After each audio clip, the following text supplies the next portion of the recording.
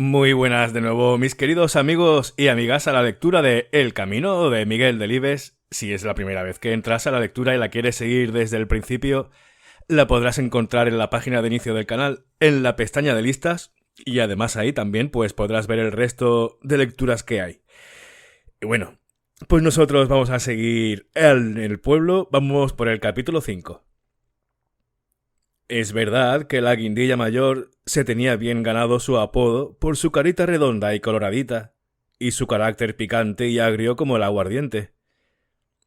Por añadidura era una cotilla, y a las cotillas no las viene mal todo lo que les caiga encima. No tenía ningún derecho, por otra parte, a tratar de dominar al pueblo.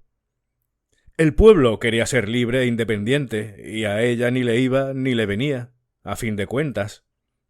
Si Pancho creía o no creía en Dios, si Paco, el herrero, era abstemio o bebía vino, o si el padre de Daniel, el mochuelo, fabricaba el queso con las manos limpias o con las uñas sucias. Si esto le repugnaba, que no comiera queso y asunto concluido. Daniel, el mochuelo, no creía que hacer lo que la guindilla mayor hacía fuese ser buena. Los buenos eran los demás que le admitían sus impertinencias e, incluso, la nombraban presidenta de varias asociaciones piadosas. La guindilla mayor era un esperpento y una víbora. Antonio, el buche, le asistía la razón al decir esto, aunque el buche pensaba más, al fallar así, en la competencia comercial que le hacía la guindilla, que en sus defectos físicos y morales. La guindilla mayor, no obstante el tono rojizo de su piel, era alta y seca como una cucaña, aunque ni siquiera tenía, como ésta, un premio en la punta. Total, que la guindilla no tenía nada, aparte unas narices muy desarrolladas, un afán inmoderado de meterse en vidas ajenas y un vario y siempre renovado repertorio de escrúpulos de conciencia. A don José, el cura, que era un gran santo, le traía de cabeza. «Mire usted, don José», le decía, cualquier día, un minuto antes de empezar la misa. «Anoche no pude dormir pensando que si Cristo en el monte de los olivos se quedó solo y los apóstoles se durmieron. ¿Quién pudo ver que el Redentor sudase sangre?» Don José entornaba los ojillos, penetrantes como puntas de alfileres. «Tranquiliza tu conciencia, hija. Esas cosas las conocemos por revelación». La guindilla mayor lloriqueaba desazonada y hacía 4 pucheros. Decía: «¿Cree usted, don José, que podré comulgar tranquila habiendo pensado esas cosas?» Don José, el cura, debía usar de la paciencia de Job para soportarla. «Si no tienes otras faltas, puedes hacerlo». Y así un día y otro día. «Don José, anoche no pegué un ojo dando vueltas al asunto del Pancho. ¿Cómo puede recibir este hombre el sacramento del matrimonio si no cree en Dios?» Y unas horas después: «Don José, no sé si me podrá absolver usted. Ayer domingo leí un libro pecaminoso que hablaba de las religiones en Inglaterra. Los protestantes están allí en franca mayoría. ¿Cree usted, don José, que si yo hubiera nacido en Inglaterra, hubiera sido protestante?» Don José, el cura, tragaba saliva. «¿No sería difícil, hija?» «Entonces me acuso, padre, de que podría ser protestante de haber nacido en Inglaterra». Doña Lola, la guindilla mayor, tenía 39 años cuando Daniel, el mochuelo, nació. 3 años después, el Señor la castigó en lo que más podía dolerle. Pero no es menos cierto que la guindilla mayor se impuso a su dolor con la rigidez y destemplanza con que solía imponerse a sus convecinos. El hecho de que a doña Lola se la conociera por la guindilla mayor ya hace presumir que hubiese otras guindillas menores. Y así era. Las guindillas habían sido 3. aunque ahora solamente restasen dos, la mayor y la menor. Las dos guindillas. Eran hijas de un guardia civil, durante muchos años jefe de puesto en el pueblo. Al morir el guardia, que, según malas lenguas, que nunca faltan, falleció de pena por no tener un hijo varón, dejó unos ahorros con los que sus hijas establecieron una tienda. Naturalmente que el sargento murió en unos tiempos en que un suboficial de la Guardia Civil podía, con un sueldo, vivir discretamente y aún ahorrar un poco. Desde la muerte del guardia, su mujer había muerto años antes, Lola, la guindilla mayor, se hizo cargo de las riendas del hogar. Se impuso a sus hermanas por edad y por estatura. Daniel, el mochuelo, no conoció más que a dos guindillas, pero según había oído decir en el pueblo, la tercera fue tan seca y huesuda como ellas y, en su época, resultó un problema difícil diferenciarla sin efectuar, previamente, un prolijo y minucioso análisis. Nada de eso desmiente que las dos guindillas menores hicieran pasar, en vida, a su hermana mayor un verdadero purgatorio. La del medio era dejada y perezosa, y su carácter y manera de ser trascendía al pueblo que, por los gritos y estridentes reconvenciones que a toda hora salían de la trastienda y la casa de las guindillas, seguía la mala, y aún peor, situación de las relaciones fraternas. Eso sí, decían en el pueblo, y debía ser verdad porque lo decían todos, que jamás mientras las tres guindillas vivieron juntas se las vio faltar un día a la misa de 8 que don José, el cura, que era un gran santo, decía en la parroquia, ante el altar de San Roque. Allí caminaban, tiesas y erguidas, las tres, hiciera frío, lloviera o tronase. Además marchaban regularmente, marcando el paso, porque su padre, aparte de los ahorros, dejó a sus hijas una herencia en muy despierto y preciso sentido del ritmo militar y de otras virtudes castrenses. Un dos, un dos, un dos. Allá avanzaban las tres guindillas, con sus bustos secos, sus caderas escurridas y su soberbia estatura, camino de la iglesia, con los velos anudados a la barbilla y el breviario debajo del brazo. Un invierno, la del medio, Elena, murió. Se apagó una mañana fosca y lluviosa de diciembre, cuando la gente acudió a dar el pésame a las dos hermanas supervivientes. La guindilla mayor se santiguaba y repetía: «Dios es sabio y justo en sus decisiones. Se ha llevado a lo más inútil de la familia. Démosle gracias». Ya en el pequeño cementerio rayano a la iglesia, cuando cubrían con tierra el cuerpo descarnado de Elena, la guindilla del medio, varias plañideras comenzaron a gimotear.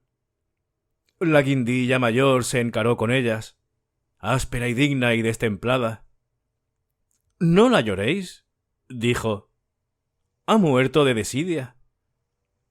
Y desde entonces el trío se convirtió en dúo, y en la misa de 8 que don José, el cura, que era un gran santo, rezaba ante el altar de San Roque, se echaba de menos el afilado y breve volumen de la guindilla difunta. Pero fue aún peor lo que ocurrió con guindilla menor. A fin de cuentas, lo de la del medio fue designo de Dios, mientras lo de la otra fue una flaqueza de la carne, y por lo tanto debido a su libre y despreocupado albedrío. Por aquel entonces se estableció en el pueblo la pequeña sucursal del banco que ahora remataba uno de los costados de la plaza. Con el director arribó un oficialito apuesto y bien vestido, al que sólo por verle la cara de cerca, a través de la ventanilla, le llevaban sus ahorros las vecinas de la calle. Fue un buen cebo el que utilizó el banco para atrapar clientela. Un procedimiento que cualquier financiero de talla hubiera recusado, pero que en el pueblo rindió unos resultados formidables. Tanto fue así que Ramón, el hijo del boticario, que empezaba entonces sus estudios jurídicos, lamentó no estar en condiciones todavía de elaborar su tesis doctoral, que hubiera hecho muy a gusto sobre el original tema influencia de un personal escrupulosamente escogido en las economías de un pueblo. Con lo de economías se refería a ahorros y con lo de pueblo, concretamente, a su pequeña aldea. Lo que ocurría es que sonaba muy bien aquello de economía de un pueblo y daba a su hipotético trabajo, y aunque él lo decía en broma, una mayor altura y un alcance mucho más amplio. Con la llegada de Dimas, el oficialito del banco, los padres y los maridos del pueblo se pusieron en guardia. Don José, el cura, que era un gran santo, charló repetidas veces con don Dimas, apuntándole las grandes consecuencias que su bigote podría acarrear sobre el pueblo, para bien o para mal. La asiduidad con que el cura y don Dimas se entrevistaban diluyó no poco el recelo de padres y maridos, y hasta la guindilla menor consideró que no era imprudente ni irreligioso dejarse acompañar, de cuando en cuando, por don Dimas, aunque su hermana mayor, extremando el comedimiento, la censurase a gritos, su libertinaje y su descoco notorios. Lo cierto es que a la guindilla menor, que hasta entonces se le antojara aquel valle una cárcel vacía y sin luz, se le abrieron repentinamente los horizontes y reparó, por primera vez en su vida, en la belleza de las montañas abruptas, las calidades poéticas de la verde campiña y en lo sugestivo que resultaba oír rasgarse la noche del valle por el estridente pitido de un tren. Naderías, al fin y al cabo, pero naderías que logran una afilada trascendencia cuando se tiene el corazón encandilado. Una tarde, la guindilla menor regresó de su acostumbrado paseo alborozada. «Hermana», dijo, «no sé de dónde te viene esa inquinacia, Dimas. Es el mejor hombre que he conocido. Hoy le hablé de nuestro dinero y él me dio enseguida 4 ideas para colocarlo bien. Le he dicho que lo teníamos en un banco de la ciudad y que hablaríamos tú y yo antes de decidirme». Aulló escocilla la guindilla mayor. «¿Y le has dicho que se trata solamente de 1000 duros?» Sonrió la guindilla menor ante el menosprecio que su hermana hacía de su sagacidad. «No, naturalmente. De la cifra no he dicho nada», dijo. Lola, la guindilla mayor, levantó sus hombros huesudos en ademán de impotencia. Luego chilló, dejando resbalar las palabras, como por un tobogán, a lo largo de su afilada nariz. «¿Sabes lo que te digo? Que ese hombre es un truán que se está burlando de ti. ¿No ves que todo el pueblo anda en comentarios y riéndose de tu tontería? Serás tú la única que no se entere, hermana». Cambió repentinamente el tono de su voz, suavizándolo. «¿Tienes 36 años? Irene, podría ser casi la madre de ese muchacho. Piénsalo bien».